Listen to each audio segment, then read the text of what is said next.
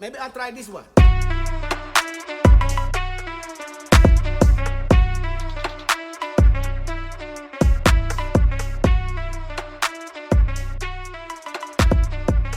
Hey, y'all. Hey, and welcome to the Unangry Black Woman podcast, where we have real conversations on real topics with real people. I am your host, your healing coach, Tiffany Fox. And remember, the Unangry Black Woman podcast is more than just a podcast. It's a mirror, it's a movement. It's a safe space where we can talk about all the things that we normally couldn't talk about. And it's a space where healing meets truth. So today, we had to bring Mr. Keon Fox back for our second conversation, part 2 of Diddy, right? So if you have not seen part 1, go ahead and look at part 1 and then come back and join us for part 2. Mr. Fox, welcome again. Thanks for having me again. You ready for Diddy part 2? Let's go. Okay. All right. So we talked a lot. We had a lot to say. We had a lot of viewpoints. Was there any last thing or anything you want to highlight or any aha moments from our last conversation that you want to I just want to reiterate to the crowd or to the community that's listening that my view is how the world sees it. It's not necessarily how I see it. So if I'm giving pushback to what you're saying, it's because this is how the world that's uneducated to trauma, mental health, any type of abuse that people have gone through, this is that pushback, this is that perspective. So I just want to make it clear for everyone. So if anyone thinks this is my perspective, this is how I'm giving that pushback. So that's all I want to say. Okay. Are you going to give us your perspective today? Yeah, I'm doing both, but if it's something that kind of sounds crazy, you'll kind of know, or maybe I just need to reiterate when I'm giving that perspective. Okay. So. And we appreciate POVs, right? Everyone's perspective is welcome at the table, and we're welcome to flesh it out. And just a quick disclaimer, again, this is not judgment on Sean Combs. This isn't, any of that. We're trying to have a conversation, and it's a tough conversation to have. But what we're trying to do is we're trying to name what's toxic, challenge what's being normalized, and hold a space for accountability, the complexities, thank you, of emotions and compassion. So no way is this attack on Sean Combs, but I do want to have difficult conversations, and that's what we're talking about in season 3, difficult conversations and how to hold a space for all things. And you take what you need, and hopefully you hear something that sparks a new idea for you, that holds you accountable in a different kind of way and gives you a lens to someone else's lived experience, if that makes sense. All right. So any takeaways from last week, or do you want to just talk about what we took away from the entire, because I know we can't go transcript by transcript of the case, but do you have any main takeaways from the overall trial, or what you've seen or what you witnessed? I think there was, and I'm not sure if I covered this in the first part, but I do think that there was a case for the trafficking. Okay.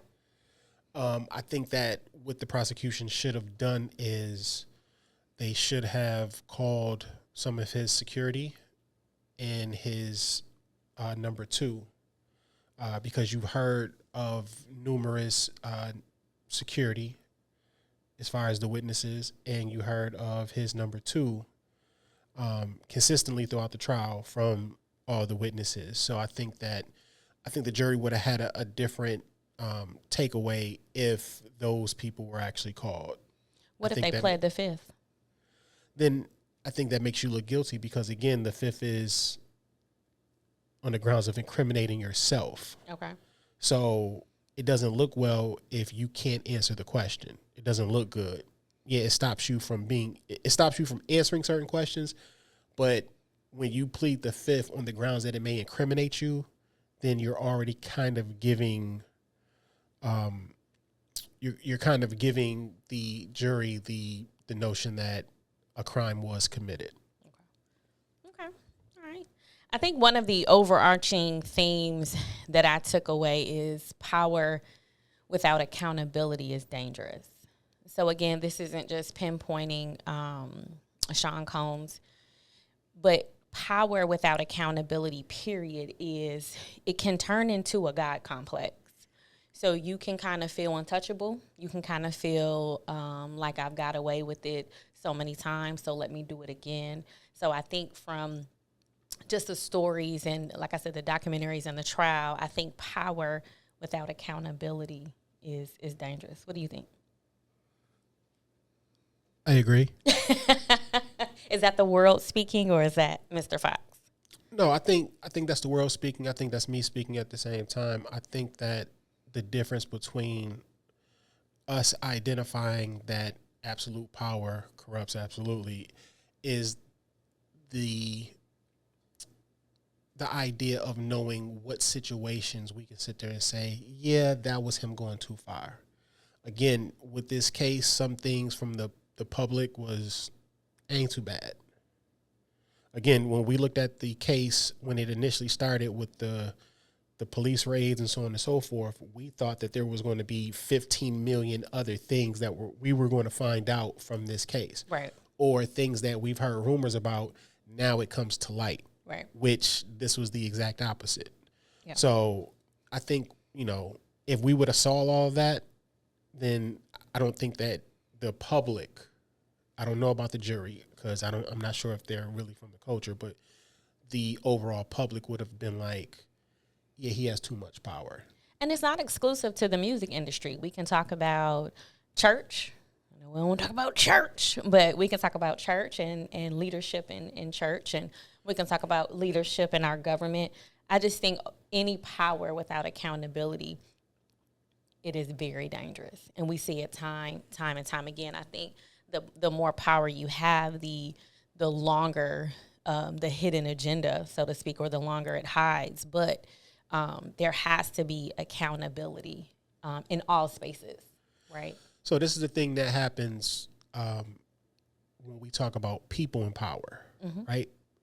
Where there's no checks and balances. Because Correct. if you are an exec, a movie exec, or if you're a famous record label exec or musician or whatever have you, when something happens, we always say he had a bunch of yes men around him. Right. But we look at it from a viewpoint of these were his day ones, and then they became yes men because, hey, he has the money, he has the power, he has the access.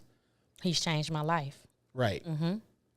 But the thing we don't talk about is when people get in power, they have the ability to remove the people that will say no and surround themselves with people who will always say yes. I agree. That's the part that's not talked about. Right. So when we talk about government, we can say, hey, there should be a checks and balances. Even with church, for the most part, we can say, hey, there should be a checks and balances. But when you're and you're rich and you're powerful, there's no checks and balances for just the individual. So again, that's a hard thing for us to kind of get around because there's no checks and balances. Well, I think we have to identify it because I think there's people that still don't even understand how something like this can happen, whether it's in the music industry, movie, entertainment, or the churches. There's no checks and balances. So the new idea or the thought coming from the trial for me is in all areas, there has to be a checks and balance. There has to be, because then the power is uneven. So when we get to talk about people, yes, they can pick their own group, their own, staff. But in those spaces, we have to examine, is there a system of checks and balances? If we're trying to be true to ourselves and remain in good standing, we too must ask, do we have checks and balances, and do we have the right people around us? So that's the thing. No. The answer would be no, just automatically. You know what I'm saying? No matter whether we're you and I or whether it's Puff or Kanye or whoever else, the answer would be no. Correct. So to me, it's not necessarily checks and balances when it becomes an individual. It's more so you holding yourself accountable. So yesterday, or part one, when we talked about this, I said something that was a hot topic. Hey, as the victim, you need to be careful of certain situations you put yourself in, right? Mm-hmm. It's a hot topic. Also, that guy, whether it's Puff, whether it's R. Kelly, who it is, you need to be able to, and I know this is easier said than done, but you need to be able to check yourself, because at the end of the day, we're not guaranteed to have a checks and balances system set up. And the reality is we don't check ourselves. And so that's why I'm saying we can get so lost in power, title. And again, this isn't exclusive to any celebrity. This is everybody. Right. So my takeaways is, what can we do now as a community, or what can I do now where I sit? I'm not in Hollywood, so I necessarily can't create checks and balances for Hollywood. I may have to help create checks and balances at my church. I may have to help create checks and balances within my home. So I'm saying that sometimes we get so far up here, and we've all gotten there, to where you can't check us. But there needs to be a system.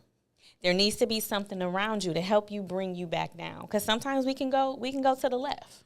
Right, but the scary part about it is, it's easy for you to say, and I'm just not talking about you, but I'm just talking about people in general. It's easy for us to say, we'll create or help create a system of checks and balances for this person, this church, this whatever, this democracy, whatever it is. We'll help create a system of checks and balances.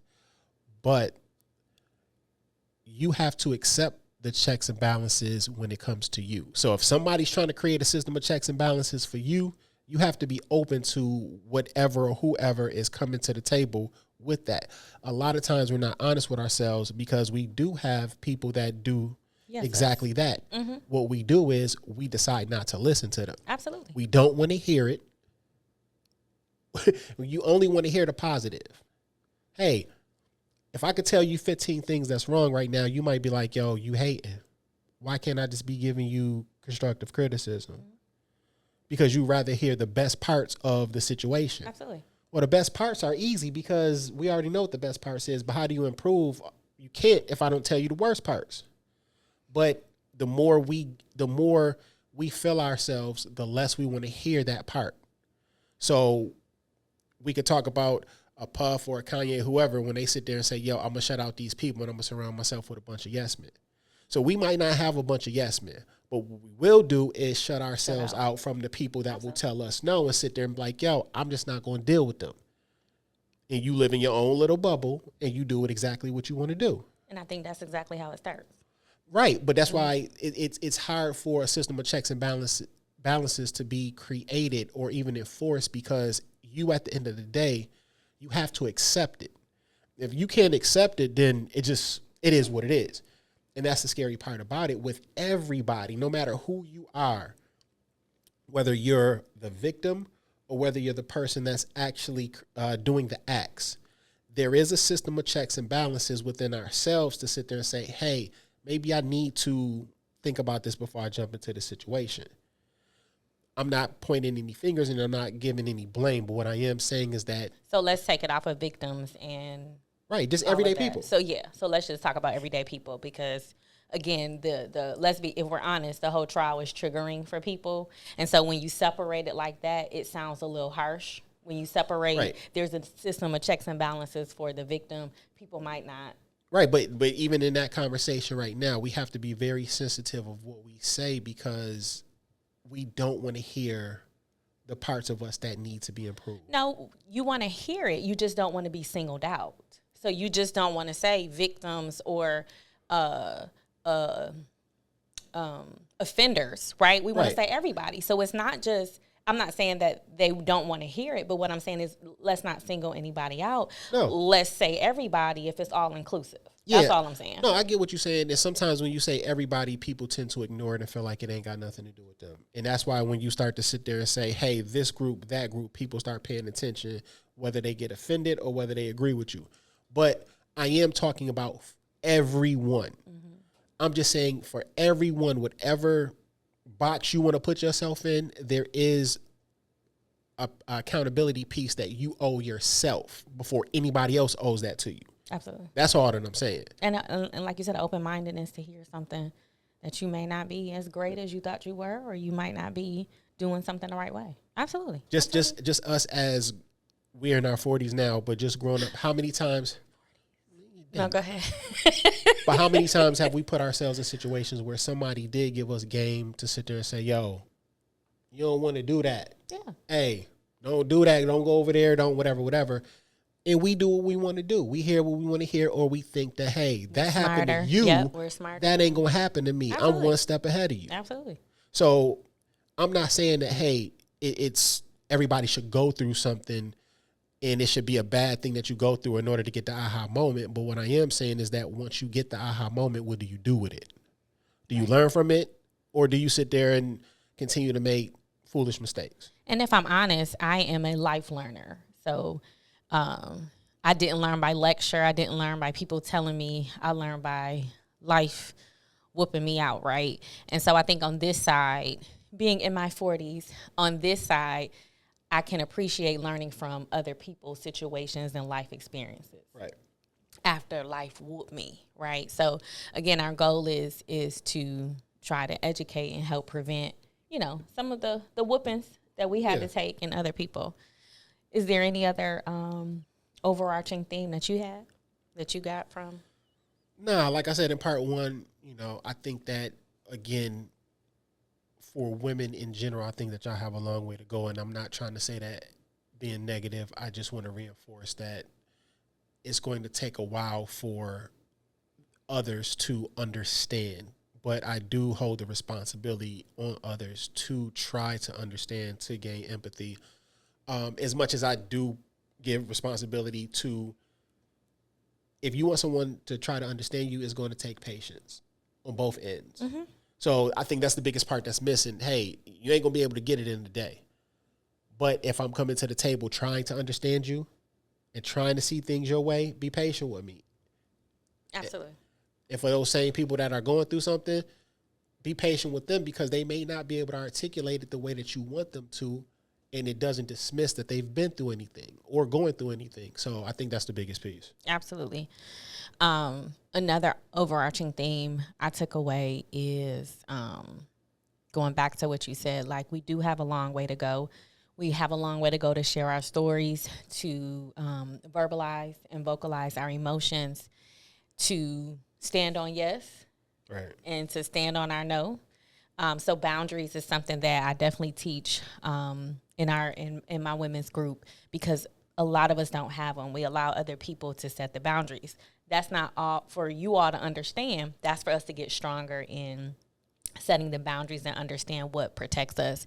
But I also feel like in our stories, as you all are trying to understand the story, it's not going to be a perfect story. Yeah. So it's not going to match your timeline. It's not going to look like how you want it to look. I may or may not be able to recall all the things. That doesn't discount the story, right? And so while we're getting comfortable with telling our stories, and you're opening to being patient with us and learning our stories, it's not going to be a perfect story. Yeah. Right? And then I think because it's not a perfect story, we say stay silent. And we don't want to share the story. Or we're afraid because you asked us, what were you doing out there at 3 o'clock in the morning? What did you think he called you for, right? And so we don't want to be shamed and ridiculed, so we stay silent for years and years and years to come. Does that make sense? Yeah. Okay. But I agree. We do have a long way to go. And I think one of the other things that highlighted in watching this trial is abuse doesn't always look like how you want it to look or how you think it should look. Yeah. And so when we talk about that cycle of abuse, there is a number of things that's constituted as abuse, not just physical, but it is manipulation, it is coercion, it is financial abuse. Believe it or not, that is, well, I'm sure you can believe it. There's a lot of financial abuse, especially if someone is more financially settled than you are. So money is used as a weapon. Yeah. So either hold it over your head, lure you into doing things, or keep you in a situation. Yeah, I think so. The biggest part with that is, again, we have to realize that we do have options. And again, part one, that's my biggest takeaway, or the biggest nail that I'm trying to drive in, is that we have options. And a lot of times we're in situations where we feel like we don't. But we do. So we have to really, I don't know how to work on that, but it does. That's the biggest thing that I think we need to work on, is knowing that we have options. So take it off this for 2.2 seconds. We were watching this show called Forever. Yep. And the young girl went through something. There was a tape. Yep. And she couldn't tell her mother, or she felt like she could not tell her mother. Spoiler alert. Right? She felt like she couldn't tell her mother. Everybody probably done seen it already. But she felt like she couldn't tell her mother. Right? Mm-hmm. Everybody around her was like, yo, just tell your mother. Right. So it's a difference between not having the option, but just not wanting to deal with that option. And a lot of times we know that there's another option. We just don't want to deal with what may come from if we choose that other option. But to be honest, I haven't seen too many situations where that other option wasn't more freeing than the one that we decide to put ourselves through hell with. You know what I'm saying? So I think that's my biggest thing. Like, yo, just know it's another option. It may not be what you want to do, but it may be the best thing for you. And that lends to staying stuck in survival, right? All the people around you have a bird's eye view and can see the options, but you're in the thick of it. Right. You feel like you don't have any options. So look at that as far as checks and balances. I can't help you because you don't want to see what we are trying to show you. Absolutely. But we got to understand why people feel like they don't have any options. And that therein lies where you have to be patient. And so in Forever, her boyfriend was absolutely patient, tremendously patient, and extended a whole lot of grace, right? But you got to deal with the reason why you feel like there's no options.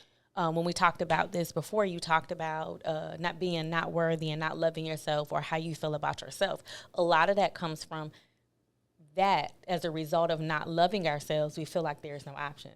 As a result of not wanting to be uncomfortable, we deal with those being stuck. So once we deal with the reasons why we feel like we're stuck, then we're able to get free, if that makes sense. So just because someone comes and tells you, yep, make a right here, if your mind is not there, you're not going to make that right.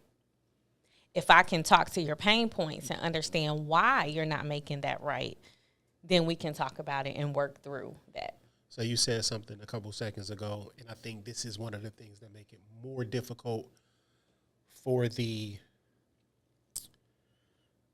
understanding or empathy or whatever word you want to fill in this particular moment regarding those situations. It's hard for me to identify with someone who doesn't love themselves when you love yourself. Okay. You can't figure it out. And then especially if you're looking at that person like, yo, there's so much about you to love. Mm-hmm. Now, I know that the why doesn't have anything to do with what it is that I'm saying. I know that there's a bigger issue. Right. So I'm not trying to be ignorant to that. Mm-hmm. What I'm saying is just from the outside, you can't put your head or wrap your head around this person don't love themselves. You wouldn't even know that this person doesn't love themselves. So it makes it more difficult because, again, I think that the person is fighting an internal struggle. And because it's internal, it's not anything that's just so easily noticeable by the outside person. Okay. So I could be thinking everything is great with you, but I would have no idea. Again, going back to that show, she hid that from her mother. Her mother was absolutely clueless, right? Everybody around her who didn't know the secret was absolutely clueless. You hide it well. So it's not so identifiable that I can sit there and say, I see it. Dag, that's messed up. How can I help you? Now, the crazy part is once everybody knew, how can I help you? Mm-hmm. So that's the thing. A lot of times because you suffer in silence, it makes it impossible for anybody to sit there and come to provide any type of assistance. Absolutely. And so I totally agree. But there was one person who saw her, right? And that was her boyfriend. Yeah, and he took the time. Hold on. He took the time to ask.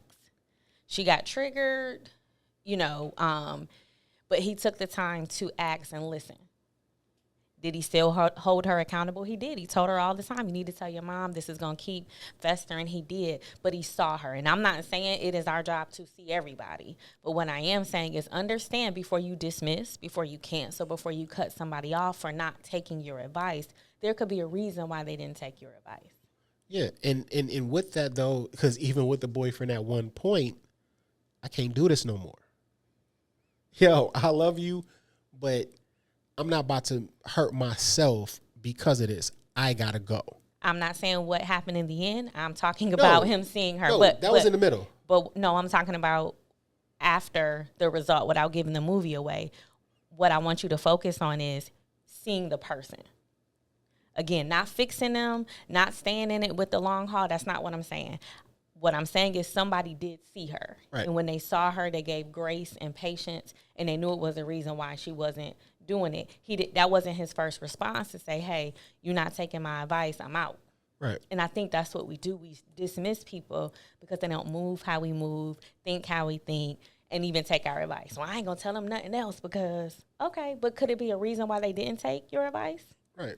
And so, to me, her mom didn't see her.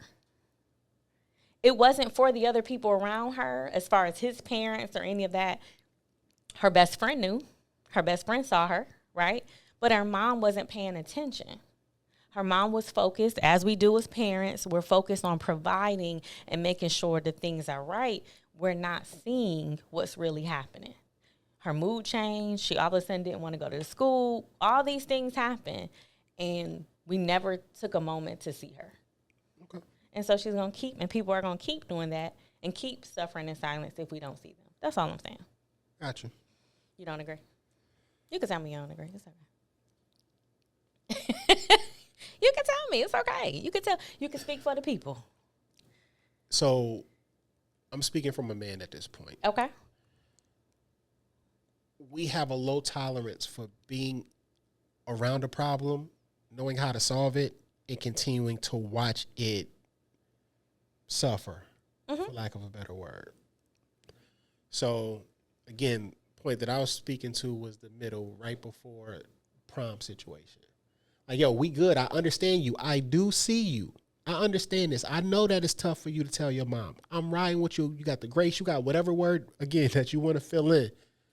However, because you want to keep doing this when not only me, but everybody else that knows has told you, yo, just tell her.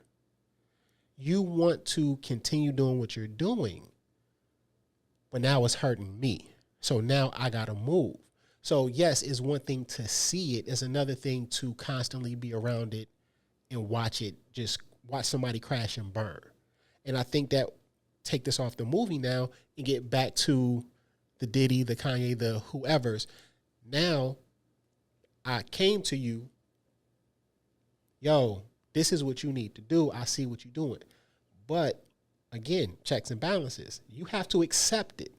If you don't accept the information and you continue to say, yo, this is the option that I choose, at some point, the people around you that love you and care for you may have to step away. Not always, but they may, because it becomes a dangerous environment for them.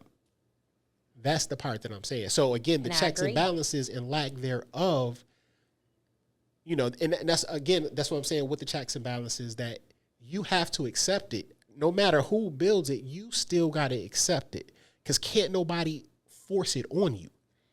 I agree. I'm not, and I would never condone or anybody to stay in a situation that's hurting them, friendship, relationship, or otherwise, right? But what I'm saying is sometimes we don't even get there. We dismiss. I'm not saying nothing else. I'm not. So we dismiss, and people suffer in silence. And I'm glad that you gave us the men, or the male perspective, but it's a lot of you all that suffer in silence too. So it's not like y'all are not in relationships where, you know, you haven't been suffering in silence, or there's childhood things, or there's just pressures that you all are willing to accept help either. So again, I don't want it to just be one-sided perspective, because a lot of you all suffer in silence and need safe spaces as well. Yeah, but that's why I'm saying, that's why I put it back with the Diddy's, the Kanye's, the whoever, because those would be the people that would need the checks and balances. Those would be the people that sit there and say, hey, yo, maybe you need to chill up on what you doing. You know what I'm saying? So a checks and balances is created because you have a support system around you. Mm-hmm. But what happens is, if you choose to ignore it, then again, the environment that your support system, your checks and balances, it will begin to fall because people cannot continue to be in the environment. So it's not about a man or a woman. We just gave two different examples. One was the Forever show. Now we bringing it back to the male perspective when you got the Kanye's, the Diddy's, the whoever's. Yo, you had a support system. If you look at whether it's Puff, Kanye, or whoever, from day one, all them people that was around ain't there no more. And there's a reason. Absolutely. You know what I'm saying? So, yes, I agree with you. It's not about man or woman. It's about whether or not you're going to listen to the advice that people are giving you. If you choose not to, then, again, you're going to suffer in silence, or whatever it is that you want to call it, just because you choose to listen to that voice in your head for whatever reason. That's your reason. I can't, you know what I'm saying? I can't tell you why you do it, but, again, you're doing it, and this is a decision that you decide to stay with. So good luck with it. So when you sit there and have now a trial, when you have, you know what I'm saying, these type of situations, whether you're looking from whoever's perspective, there's always questions of, why couldn't this happen? Why couldn't that happen? I'm not saying that it justifies somebody being innocent, guilty, right or wrong, but it's always going to be a question, because we have to look at, we know that there's options. Why wasn't this option taken? Why was that option taken? And that's not even about the trial. That's just in life. Mm-hmm. You know what I'm saying? So that's my whole point. Yeah. No, I got you. Question. And I'm sorry, I'm stuffed up. So if y'all hear me, I apologize. Sinuses is killing me right now. Snotty Nose Johnson. No. So question, can you separate, we're going back to this celebrity culture, can you separate the gift from the man or woman? Yes. Okay. And I think that with people, though, again, myself included, it depends on what the situation is. Okay. If you feel like the situation is too much for you to deal with, where, hey, you can't separate, cool. Or you can separate it, but you still don't want to support. I get it. Some things may be, minute to you, and some things may be way too much for you to sit there and look at this person the same ever again, hear his music, watch their movies, whatever it is, ever again. So I think we pick and choose what works for us. So you got a lot of people that's looking at this case and they saying, yo, there ain't nothing that I don't do. So they ain't got a problem with listening to the music, whatever. The DV, they don't got a problem with that. You know what I'm saying? Hey, it ain't his best. It's not his best look, but hey, I might have been there myself before. So who am I to judge? And you might continue to support other people who's never been in that situation, or look down on that situation very bad because either one, they've been through it, or two, they know somebody who has, or their outlook on people are just, totally different. They might be like, yo, I can't deal with supporting this person ever again. And you can't separate the two. Absolutely. I think that celebrity culture, we look away at our celebrities because of what they gave us. So if they gave us years and years of sitcoms and years of great music, or, their music is kind of the soundtrack and some of the best moments of our lives that we can remember when this happened, I think we turn the other cheek, lack of a better word. Turn a blind eye to it. Yeah, turn a blind eye to it. Yeah. I think the industry does the same thing. But I think that's why, and again, this is my take from looking at everything. That's why we're more prone to protect the entertainers or the celebrity than the victim. Now, two things can be true at the same time. I'm not saying there are not accusers that are lying and that have, a witch hunt or want to get rich, or I'm not saying those people don't exist, because we know they do. Right. But I'm talking about the public reaction and what we immediately kind of go to. Right.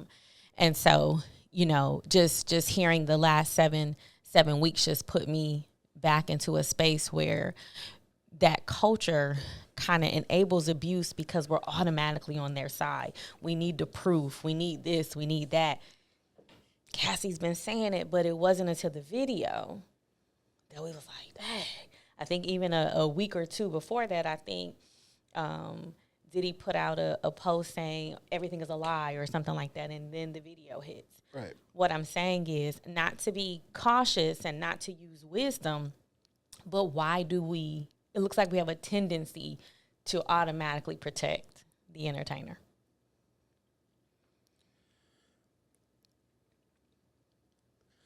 I don't know if it's so. Yeah, yes, I agree with you. But then I think there's other situations where it's not necessarily that you're protecting them because they're the entertainer, but it's, again, with that situation.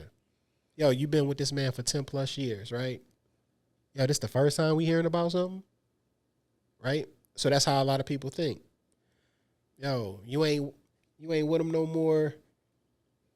You suing, you trying to get some money. Oh, this about the money.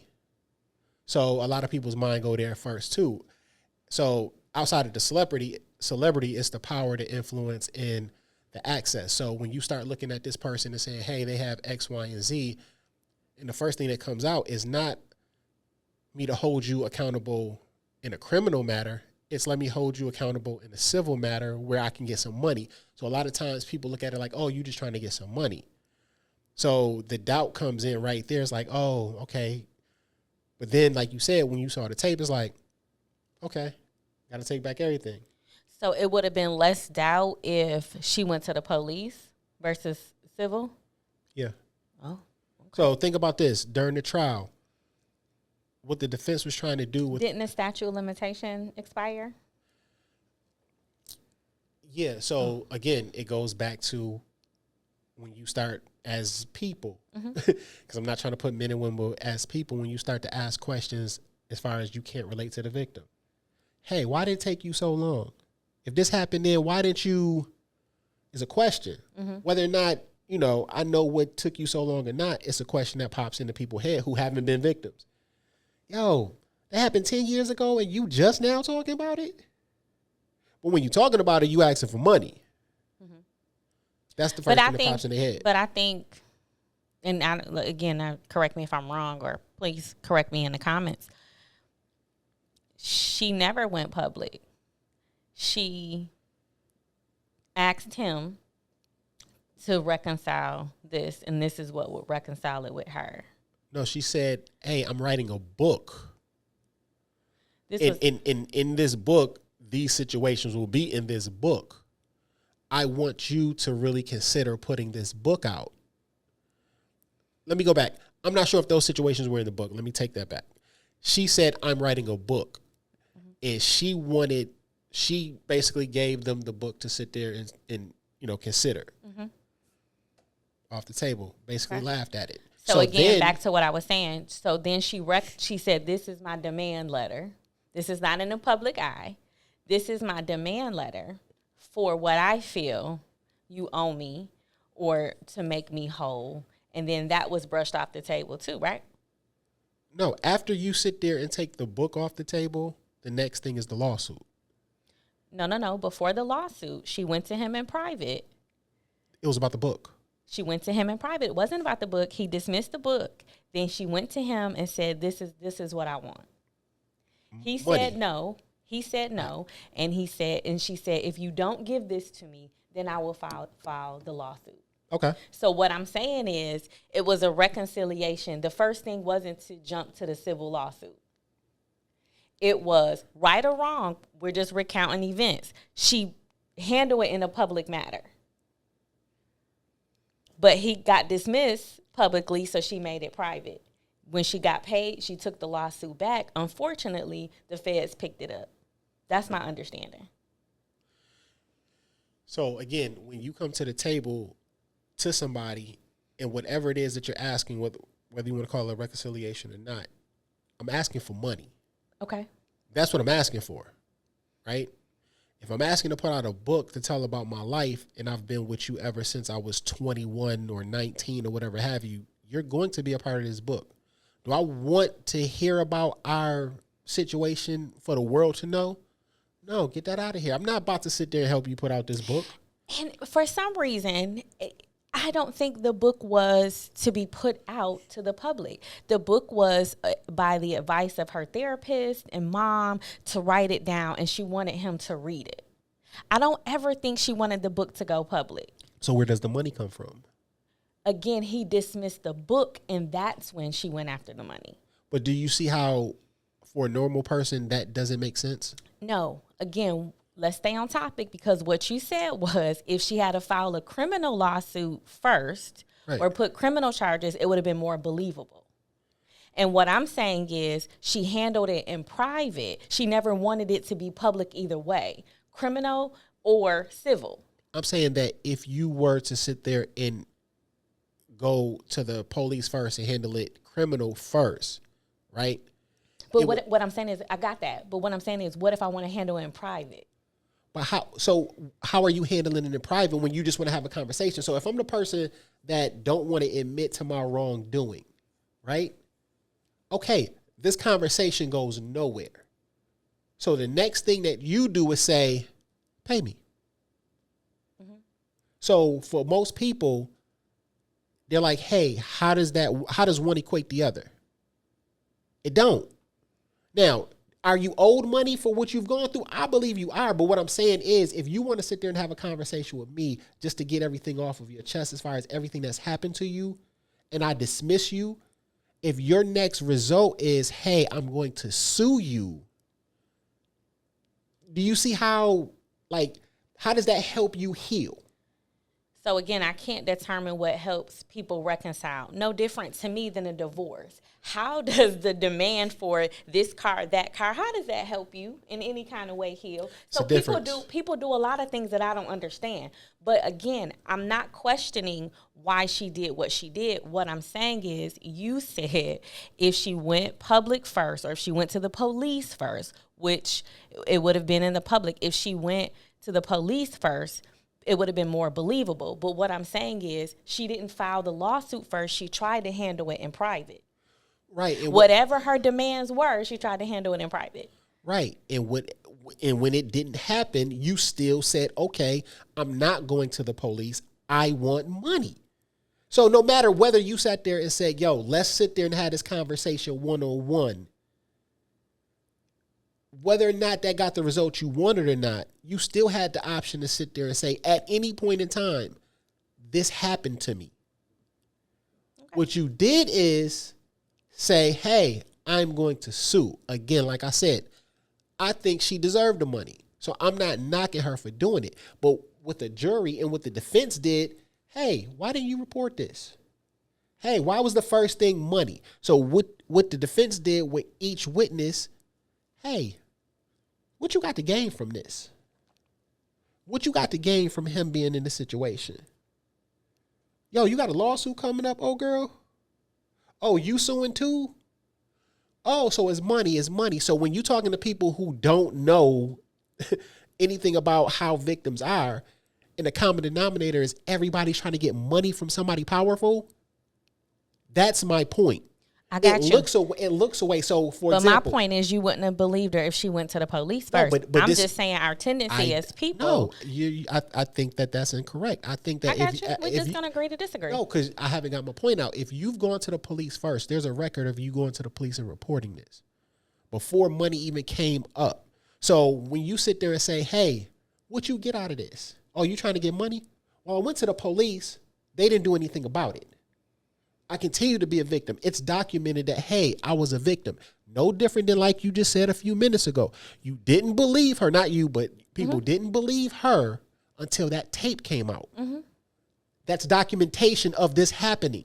So if you go to the police, this is documentation of me saying, hey, this happened to me. It ain't just, hey, I want money.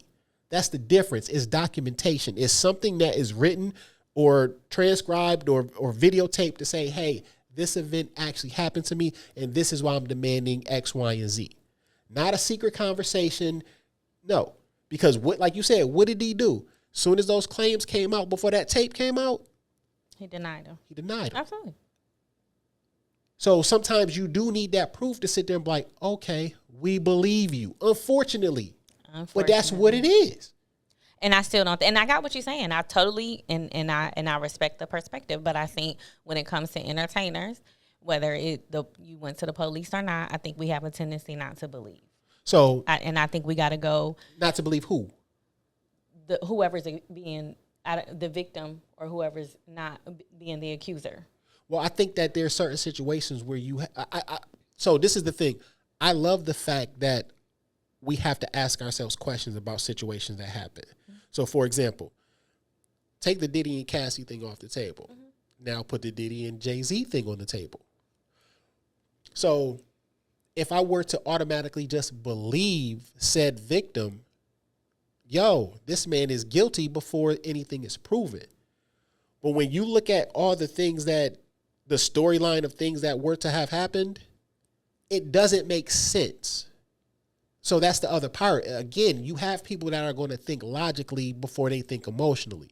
So they're going to be like, hold up, you drove all the way from Rochester to go to the award show and this, that, and the third happened? Hey, your dad came to pick you up all the way from Rochester to New York City and back, and he don't even remember anything like this ever happening? So again, I'm not saying that we can't poke holes and think logically. But you have to ask questions. And I'm not saying questions are welcome. What I'm saying is, are you going to believe a victim more if there is police contact? And I'm saying no. I'm saying police and charges and all of that will not make a difference in somebody believing the victim. That's it. Versus a criminal lawsuit or a civil lawsuit. All you're saying is correct. You can poke holes, you can ask questions, you can think logically. My question was, do you think if police contact, if a criminal investigation or a criminal was first, do you think they would believe? And I don't. And you can take it off of Jay-Z. We can talk about OJ and Nicole. We can go down the line. I'm just saying we don't always believe the victim. And I'm saying a police report is not going to make you believe them even more. So, hold up. So, stay there with OJ and Nicole, for example. I don't think it was ever a point where nobody didn't believe Nicole. I think it was the fact that, hey, you're OJ, we'll go ahead and throw a blind eye to it. But when that man was on trial for his life, trust me, that documentation of them 911 calls and her pictures with her bloody and bruised face from him getting beat, that had an effect. When it went to trial. But let's talk about before trial, when she said these things were happening, I don't think everybody believed her. There was some that believed her. Even if they was like, well, maybe he did, but what did you say? I think her mom was like, my daughter has a slick mouth. What did you say? So again, what I'm saying to you is it's not an either or. I'm just saying whether the police is involved, I don't think we have a tendency to believe the victim. I think the victim in most scenarios, not all, can't say all, haven't seen all, but in most scenarios we have to prove. I think this is where our confusion is coming from. Okay. I'm not saying that, hey, when you go to the police or whatever, that something's going to automatically happen and there's going to be a result. But what I'm saying is, if this gets to a point where we have to go to court for whatever reason, I'm saying that documentation helps you. Okay. So all that I'm saying. And I'm just saying public view, people believing. I'm not saying in a court of law. I'm not saying, trial. I'm saying, do you think people, because you were speaking for the world at the top of this episode, right? What I'm saying, my question was, do people believe it more if there were criminal charges versus civil? Because you said people kind of have a tendency not to believe it because it looks like it's a money grab. My question was, do you think they would believe it if it was a criminal? And you said yes. If it was a criminal case. And I explained why, because there's documentation. I'm just getting back to the reset of what we're talking about. I'm not talking about court. I'm not talking about jurors. I'm talking about people. Public. I got you. And my answer is still yes. I got you. So we just have to agree to disagree. So even take it off criminal and let me just say documentation. Because again, when you have some type of proof that this thing happened. So again, Cassie didn't have any criminal proof as far as, hey, I went to the police and yada, yada, yada. What she did have was pictures and a video of certain things happening, right? And that what you mean? You saw the video. What you talking about? I didn't know Cassie put that video out. No, I'm talking about just what she has to sit there and prove that this happened to me. I didn't say she put it out. I'm just talking about. You said she had. Okay. Right. I'm thinking in her possession. Go ahead. So this goes to prove, hey, this did happen to me. That's all that I'm saying. So a lot of times when you, especially again with the case, if you sit there and you go and say, hey, I'm suing this man for $20 million. Hey, ain't nothing happened to you. You know what I'm saying? This sounds like a money grab. Oh, but now you got a tape. I can't say nothing didn't happen to you no more. You ain't even got to prove nothing to me no more. I see it. So that's the part that I'm talking about. People are going to believe once they're able to see something. Hey, R. Kelly, you might not have believed the Aaliyah stuff. But when you saw the tape of him, we know what it... Come on, man. What we talking about?